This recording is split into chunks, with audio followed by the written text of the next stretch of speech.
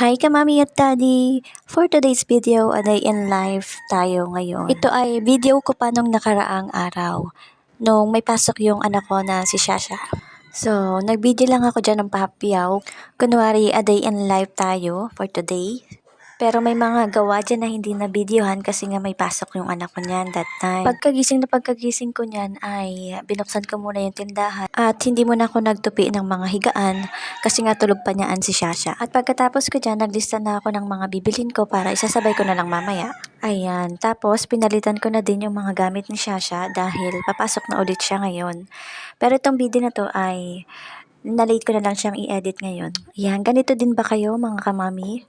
Araw-araw. At habang gumagawa tayo ng ibang mga bagay-bagay dito sa loob ng ating bahay, syempre isasabay natin yung mga pagluluto. Ganyan tayong mga kananay at kamami at kadaddy. Medyo maulan tong video na to, kamami, at dahil tayo ay nanay na bilang isang ina, ito na ngayon yung ating mga ginagawa araw-araw. Yes po, trono na natin yan. Ito na yung trono natin bilang isang nanay. Kaway-kaway sa nanay na laging nasa kanilang trono sa bahay.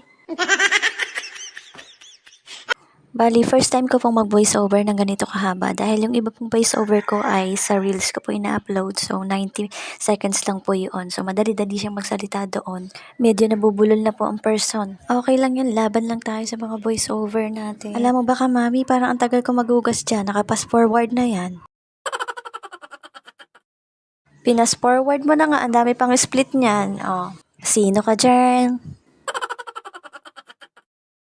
Pero alam niyo mga kamami, ang masarap sa feeling talaga, yung pagtapos mo sa lahat ng gawain mo sa bahay. The best yun.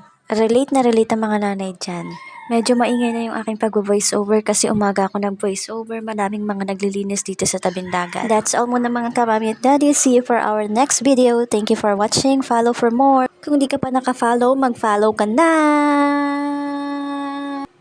Thank you.